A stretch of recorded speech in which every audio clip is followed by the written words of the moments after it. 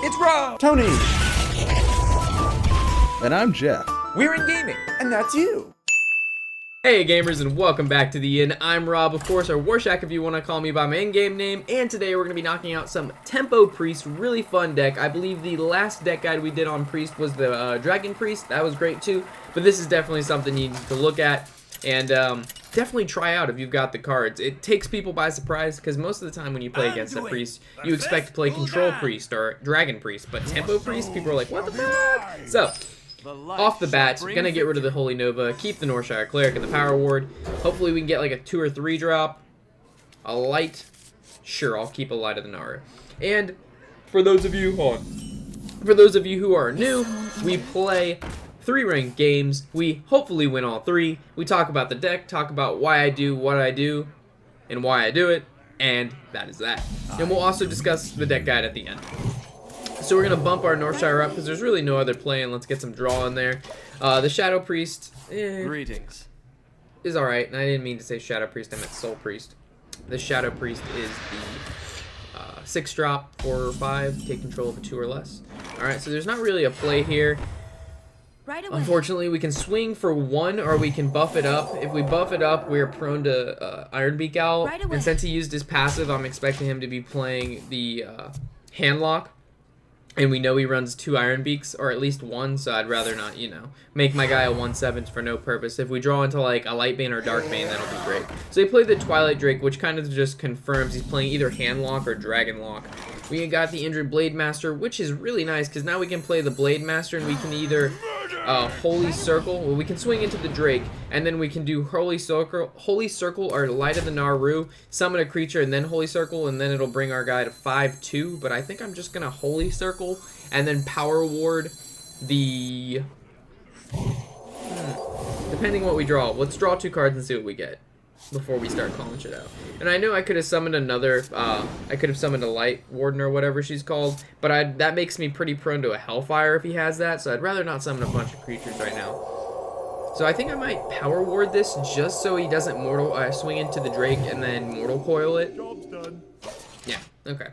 So that seems the right play here. So neither thing will die to that Drake from the Drake and a Mortal Coil, because him being able to swing into our Northshire and Mortal Coiling it is huge. Mortal Coiling it, because he'll be able to draw a card from it, kill off the, what we've buffed twice now. We definitely want that Northshire to live. And then next turn, depending on what he does, I believe I'm going to Volge in his 4/8. Ooh, so he looks like he's playing Dragon Warlock, which we haven't seen a ton of lately. This is pretty interesting. Alright, so we drew into Light Bomb, so if he is playing Giants, that'll come in really handy. But right here, I think we're going to Volge in, but the question is what to Volge in. Because if we Volge in the 4/8, that's great. His Twilight Drake becomes useless, but we still can't get through the 3/6 Drake. Why can't I think of the Twilight Guardian? I don't know why I couldn't think of the name. So if we hit the Twilight Guardian with Volge in, then we'll be able to attack into it with our Blade Master and then swing for 1. But our Vol'jin won't be able to get the 8 health, he'll get 6 instead. But I think clearing the creature is a pretty good idea. Leaving 2 creatures on the board really isn't that smart. Especially against a Dragon Warlock, which depends on you, not having a strong early game. So it can kind of live until it can get that 1-turn kill with Malygos, if he's playing that type of Dragon Warlock. Whenever you go against a Dragon Warlock that's playing, past the Twilight Drakes, always expect the Malygos kind of, Warlock deck that'll kill you in 1 turn. Whether it be Dark Bombs, Soul Fires, or whatnot. It's pretty devastating to lose to that. Kind of sad because it's mostly because you just don't have enough upfront oomph to get past, his wall of 4/8s if he's playing the taunts to, taunt up the Twilight Drakes. And the Shadow Flames. Can't forget the Shadow Flames.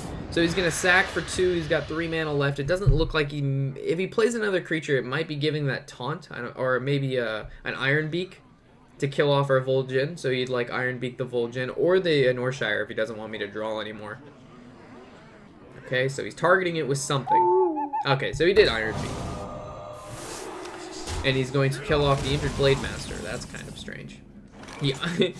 Okay. So from here, we've got a couple options. Do we take a 2/1? I don't think we Shadow Priest the 2/1.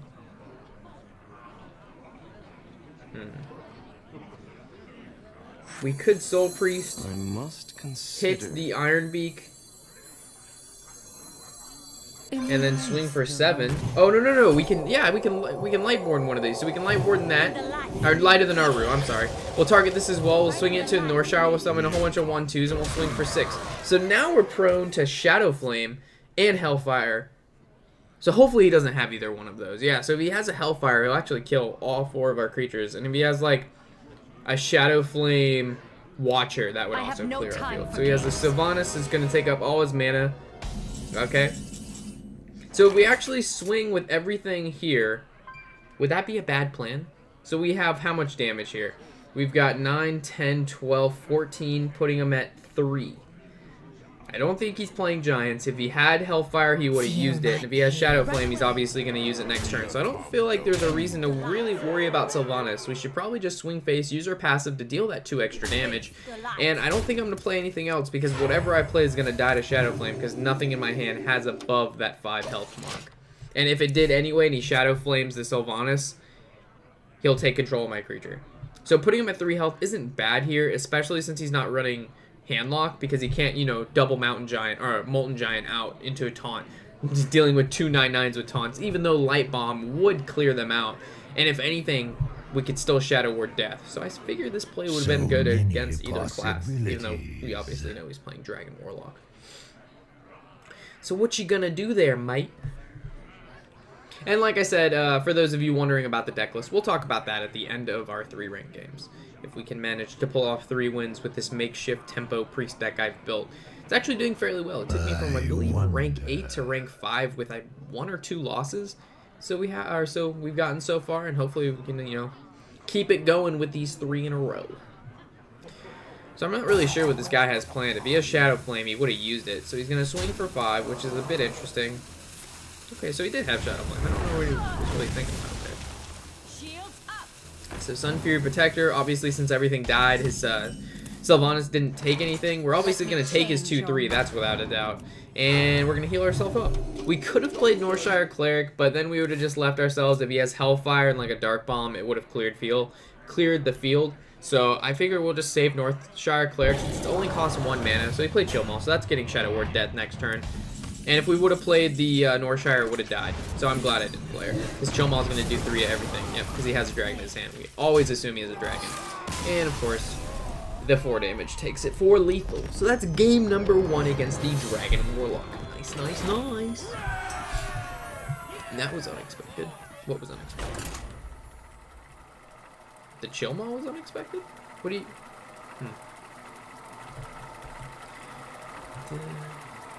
Shadow Flame? Question mark? Or the Chill Maul? Whatever.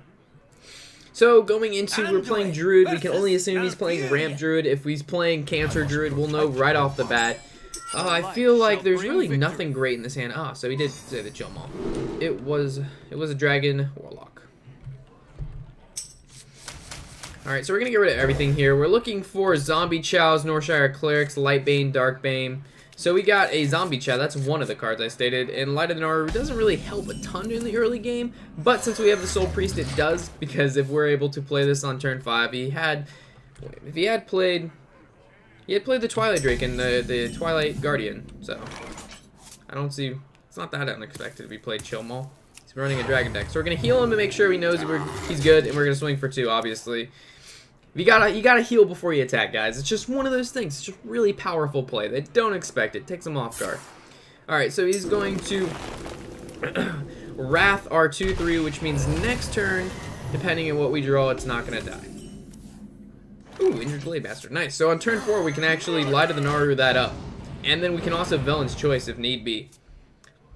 Wow, that's a powerful play. So we actually could Light of the Naru and then heal it up, or we could Villain's Chosen the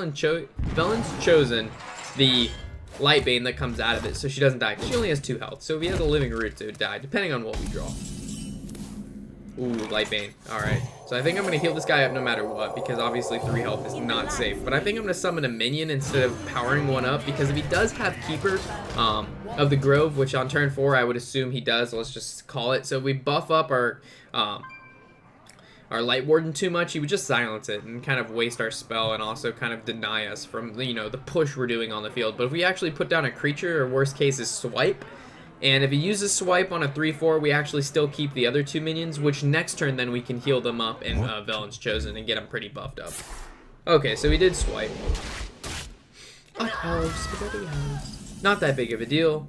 One of the routes that we expected. So we're obviously going to Velen's Chosen the Light Warden here. I don't really see why we wouldn't. We could draw beforehand, but I'd rather just buff it up, heal it up.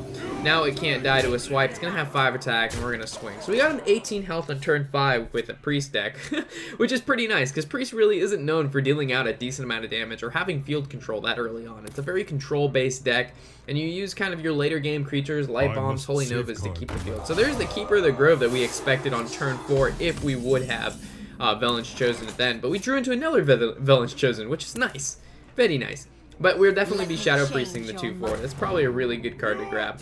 Besides, you know, like a Flame Waker that a Tempo Mage would play. Taking a Flame Waker is so... When I play Tempo Mage and I go against a Priest and they Shadow Priest my Flame Waker, I get really upset. It's really upsetting. That card is too good to be in a Priest's hands, considering like half the Priest deck is all spells.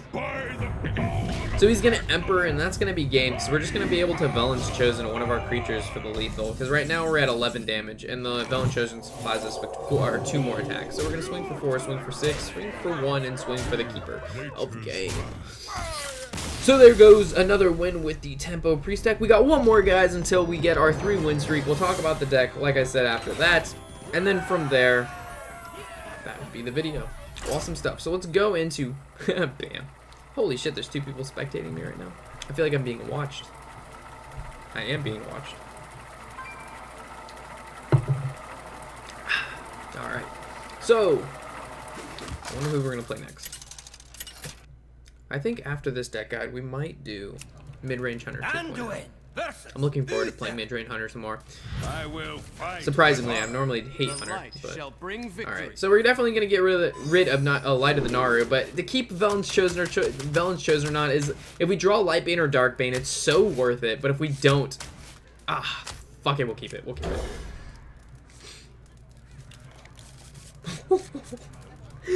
Oh my god, RNG is on our side, guys. Alright, so obviously we're going to play Northshire, because if he coins into anything, we'll be able to attack it, passive, and heal. It depends what kind of Paladin he's playing, because if he's playing Secret Paladin, we always can expect the Divine Favor, and normally they don't have a lot of cards in their hand because they blow them on secrets, so they Divine Favor to build back up. Alright, so Zombie Chow, playing Zombie Chow, swinging for 1. So, we should be able to kind of tell what kind of deck he's playing. If he plays like a Haunted Creeper, Keeper, or Secrets, or kind of one of those 3 cards, we can kind of assume he's playing Secret Paladin. But even still after that, it's hard to judge, because even then, you see a lot of mid-range Paladins throwing in, you know, some of the earlier game cards to work with Knife Juggler because of the muster for battle and all that kind of creature spawning stuff. So we'll hit the Haunted Creeper, we'll heal up our Northshire Cleric. I guess we could have played Lightbane, which would have been maybe a better play. Oh, Darkbane too. So we could have played Lightbane to put a creature on the board instead of healing up and drawing a card, but he hasn't played a secret yet, and the Creeper isn't always found in the... Okay, so obviously our Zombie Chow's gonna die. Oh, he's going face. Nice. Zombie Chow lives. So now we're gonna be able to... I'll probably play Darkbane. I don't see a reason not to play her. And then we're going to be killing off at least 2 of his 1/1s, because we don't want him to, you know, buff him or have a ton of creatures on the field for competitive spirit if he is playing the Secret Mage, or Secret Paladin. And I guess we could Light of the Naru or something. Probably, we could Light of the Naru or Northshire Cleric to draw 1 more. And to make sure she doesn't die. If she dies, he'd have to suicide both his creatures on the board and swing with his weapon, unless he's got Blessings of the King or True Silver Champion. Alright, so he's going to Iron Beak the Darkbane, which really isn't that big of a deal, and he's going to play another Haunted Creeper. So we still haven't seen a secret come from him. He hasn't played a Secret Keeper yet, but he hasn't used his coin, so he could be saving his coin for a 7 or 6 drop, which I normally do in my Secret Paladin deck. Alright, so we'll swing into the 2/1, obviously. We'll heal back up our Northshire, draw another card. If he's playing the Secret Paladin, this could be bad that we're drawing so many cards, because Divine Favor would be pretty powerful. And then we could kill the Creeper, or we can swing into a 1/1. I think killing a 1/1's better. I don't think he has Knife Juggler to... The only reason you normally attack into a Creeper to break it out into the 1/1s is because you're scared that he has a Knife Juggler. Oh Oh shit, he coined. Not a Dr. 6. Who am I? Alright, he's playing Secret Paladin. I guess he got really lucky with not getting any of his secrets early on. Or a Secret Keeper. That's unlucky, but normally you can kind of judge. But I couldn't read it. He could have been playing a hybrid. So, from here, he's got 4 secrets down, so he's got almost a full Christmas tree. We'll probably swing with our Northshire Cleric. I don't see a problem with that. And ideally, the best situation is Avenge buffs his 6/6, and then we can Shadow Ward Death the 9/8, I believe it turns into. So there's the Avenge. Woo, boopy! Okay. This game has been going really well for us. Normally, when you go against Secret Paladin, it's a really big issue, but normally this game has been fantastic for us. Alright, so we're going to Velen's Chosen the Lightbane. We're going to swing into the 2/1 due to Competitive Spirit, which is obviously probably the last secret. And we're going to kill off his 1/1, end our turn. So his Spider's going to be a 2/3 if that's competitive, which it is. And I don't see what this guy's going to do. Obviously, he's going to use his secret to kill off our Northshire Cleric. He's going to use his Spider to kill off the Darkbane, but he still has to deal with the Lightbane. Oh, wow. His Blessing's a King. It's still not enough to kill. Yeah, even if he has Consecration in his hand, he didn't have enough mana. And there's the secret. So if that's a noble sacrifice, I suppose it would kill either of my Lightbane or Darkbane if I couldn't kill them, which I can. So we can actually... So we can Velen Chosen the Lightbane, swing with the Darkbane, but I think just playing the Soul Priest and then using our passive to kill the Haunted Creeper is the safest play, and it also breaks it into the 1/1s. Okay. So that's a Repentance, so that's not really a big deal. Obviously, it'll die to the 1/1s that get broken out from here. Or you can just give up. That works too. Well, that was a pretty, that was a good game for us. I mean, our starting hand wasn't the best. I mean, we only had a Northshire Cleric, but we were able to draw into most of the stuff. Even Red's laughing. So, those are our 3 ranked wins. Hopefully you kind of got to see the way the Tempo Priest is played. For the most part, you always have a creature at least on turn 1. If not, you have a creature on turn 3 due to, Lightbane, Darkbane, Injured Blade Master, Northshire Cleric, Zombie Chow. I mean, those are all creatures that you're aiming to have kind of in your opening hand. And especially if you can whip out the Injured Blade Master with the Healing Circle. Crazy opener, and if you've got like a Northshire Cleric down, that's insane. Anyway, we'll kind of go over the deck list and talk about all those combos now. Okay, let me get a drink real quick before we start this. Oh no, we're kind of off of our camera. Let me fix this real quick, guys. I'm sorry. All right, there we go. Okay, so off the bat, we're gonna start about Healing Circle. This card works with both your Soul Priest and your Injured Blade Master, I mean, along with Northshire Cleric. So it's either, it clears the field with, if you have Soul Priest out and you Healing Circle, it clears the entire field. It does 4 damage to everything. But remember, let's say if you have Velen's Chosen on your Soul Priest or another card, it will actually do 5 damage. So just pay attention when you're clearing field with Circle of Healing, or, depending on how much healing it'll do, it does get affected by increasing spell power. So just pay attention to that. That's why we're running 2 of those. So if you can turn 3 Injured Blade Master, Circle of Healing, do it every single time, most of the time. I don't want to say every time, because there'll be that one situation where it's not like the best play, but for 99.9% of the time, if you see that opening, keep your Circle of Healing and Injured Blade Master, especially if you've got Northshire Cleric out, because then you get to draw to replace the card that you've wasted. Northshire Cleric is fantastic. Okay, so Light of the Naru, again, this card can be used for offense or defense if you've got the Soul Priest out. So if you got the Soul Priest out, it does 3 damage and automatically summons you a Light Warden. But just be careful, because Light Warden's effect doesn't say when you use your passive or when a card is damaged, or it gains 2 attack. It's only when a card is healed. So it has the same text as the Holy Champion, which unfortunately we didn't get to see a ton of play in our games that we just recently played. But just keep in mind the Light Warden that comes out Light of the Naru and the Holy Champion have the same text and, work the same way. So if that helps you at all. Power Ward Shield, we've seen why this is good. Oh, by the way, the Light of the Naru also works with the Lightbane and Darkbane. The reason I have those guys in the deck, and for some people, those aren't normally legendaries that you go out of your way to craft because they're very specific in their ability.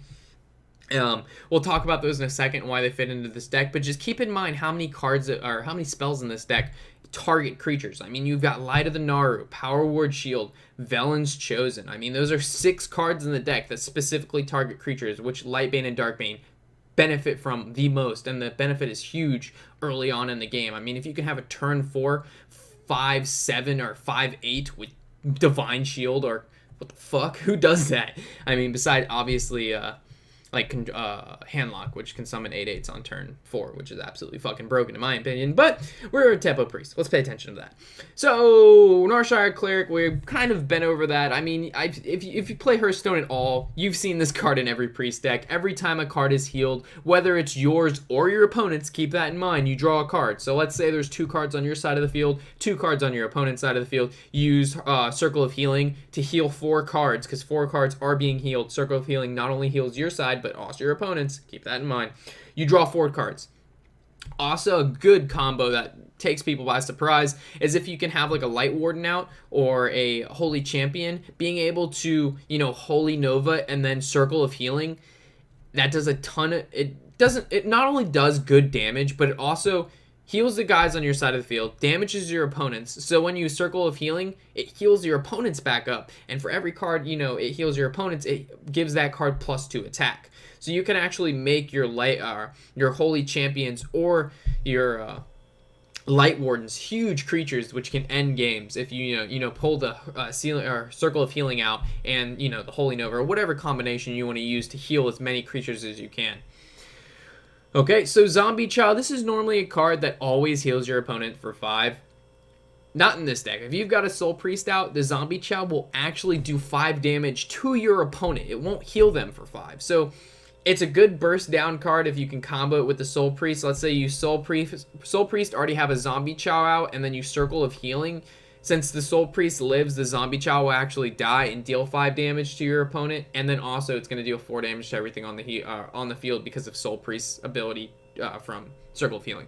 So just keep in mind, Zombie Chow, that damage can also be used against them. It's not only going to heal them, and that's why I believe Zombie Chow fits so well into the Priest deck. Because normally, it always heals your opponents pretty much no matter what, unless it gets silenced. But for the Priest, no way, Jose. Soul Priest for the win. We're running 1 Shadow Ward Pain because I find that the occasional, what is he called? I believe his name is Deathlord. He's a 2/8 with Taunt. Can be a little bit troublesome for this deck because there's really no way to get past that without, just slamming your creatures into it. And that's just, it takes time and it's annoying. So I found running 1 Shadow Ward Pain is good. It normally clears out, that 1 card you need. If you run 2 of them, you find that they kind of get bogged down in your hand a little bit if your opponent isn't playing those low cost creatures. Also, due to the fact that if you didn't have the Shadow Priest in this deck to take a 2 attack or less, you probably would run another Shadow Ward. But because there's already 2 Shadow Priests that take control of 2 or less, you don't want to kill them all. So that's why we're only running 1 of that. We're running 2 Shadow Ward Death because it's either run 1 Shadow Ward and 1 Big Game Hunter, or just run 2 Shadow Ward, because Big Game Hunter says 7 attack or more it destroys, and then Shadow Ward is 5 attack or more. It's the same mana cost, but it allows you to get rid of a creature with 2 less attack, which can be troublesome. Let's say if they play a Lothab or a Savannah Highmane, those are some of the cards that you really want to get rid of, and you normally can't because they're right below that Big Game Hunter mark, and that's why Shadow Ward Death, to me, is a really important card in this deck, and you should definitely run 2 of them. And also having 1 Light Bomb, let's say you can actually run 1 Shadow Ward Death if you want, and then 2 Light Bomb if you prefer, because Light Bomb kind of does the same thing as Shadow Ward Death. It clears the field and kind of gets rid of those bigger minions that normally you can't get rid of. So 2 Velen's Chosen, we've kind of been over why we pick the kind of specific spell cards that, increase our creature's attack and HP. The Lightbane and Darkbane, these individual Velen's Chosen's, Power Ward Shields, Light of the Naru, all specifically target a creature, which the Lightbane and Darkbane benefit from the most. Let's move on to them. Darkbane actually says when you target her with a spell, deal 3 damage to a random target enemy, which can be their hero or a creature on the field, so it kind of bounces around just like Knife Juggler. Instead of doing 1, it does 3 when she's targeted with a spell. And then Lightbane says when she's targeted with a spell, get a Divine Shield, so she actually can make really favorable trades with her. So, like, let's say they have a Lothab you need to kill. Normally, you can't play a spell after Lothab is played, but let's say they have some form of 5 defense creature on the field, 5/5, whatever. You're able to kill off their creature with the Divine Shield, and you don't really lose the Lightbane, and she's also still a 5'7", 5'8", so really nice combos you can use with the the Lightbane and Darkbane when you've got as many priest cards here that target individual creatures.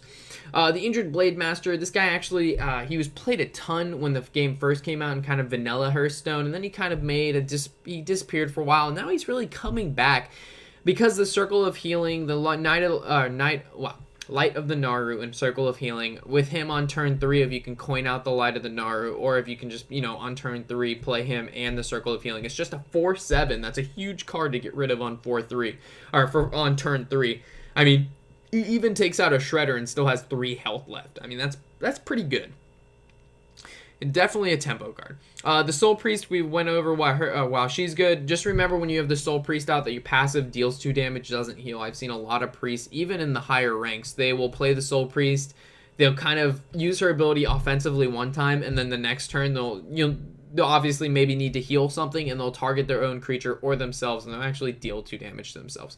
So just take a look at your field when you're playing priest. There's a lot of combos you can do. There's a lot of different stuff. There's so many kind of choices you can make that'll draw you cards, give cards attack. It's just insane the amount of kind of, possibilities you have with the priest deck, the routes you can take. So just kind of take your time with priest. Don't rush it.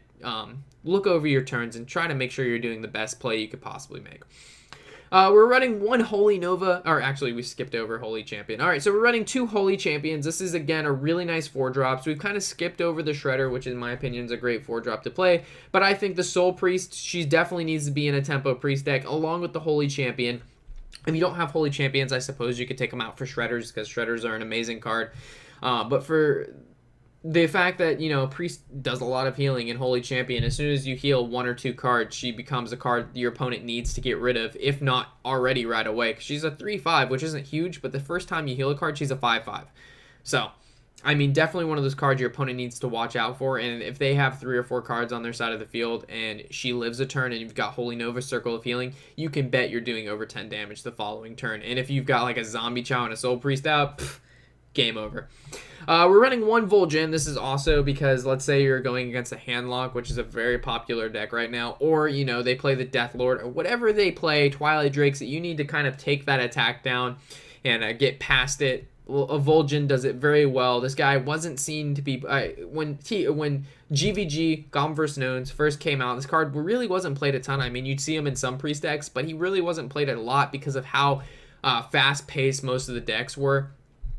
You go against, I mean, all of the meta was, face Hunter, face Druid, face Cancer or Eboladin is what they called it, rush Warlock. So there was really no point to Vol'jin because you'd be taking a card with, 4 HP or less most of the time. But now that the meta's kind of slowed down and we're able to see some, decks that kind of, they're not all face and aggro, we're actually able to play the game and most of the time enjoy it. So Vol'jin allows us to take advantage of that and definitely kind of eliminate the possibility of our opponents playing those big creatures that normally stop us. He's there for that. Light Bomb is the same thing. It's a giant field clear. Normally you play 2 of them in Control Priest. I think 1 of them's enough in here. I mean, we've got Holy Nova, we've got Light Bomb, we've got 2 Shadow Ward Deaths, we've got Shadow Ward Pain, we've got 2 Circle of Healings with a Soul Priest. So there's tons of AoE in this deck that allows you to kind of get past your opponent even if they are also playing aggro and if they're playing control. So this kind of takes the best of both worlds, quoted by Miley Cyrus, and puts it into a nice old tempo priest deck for y'all. The Shadow Priest, we've seen why that's good. It took the Keeper of the Grove in that Druid games, or that when we played against the Druid, and it really worked out for us to push lethal that game. It was that the 2 last damage we needed to win. So you can't really... A card says take control of an enemy minion 2 or less. I mean, that's so great no matter how many ways you look at it. Shielded Minibot, Haunted Creeper, the list goes on, guys. Those are just 2 that popped into my head right away. So definitely a great card. Dr. Boom, every single one of my decks pretty much has it. It's just that guy. I've been over this a million times. If you don't have Dr. Boom, he should be the first legendary you're aiming to craft. It doesn't matter what deck you're playing for the most part. He's in it. He's just too good not to play. Unfortunately, he's just one of those cards that it's just in every deck. I wish it wasn't so because it kind of eliminates the 7 drops. I mean, Trogzor to me is a great card as well, but just Dr. Boom, there's just so much potential and so much damage that can come out of 1 card. It's impossible not to play him because there's honestly nothing better. All right, so Ysera.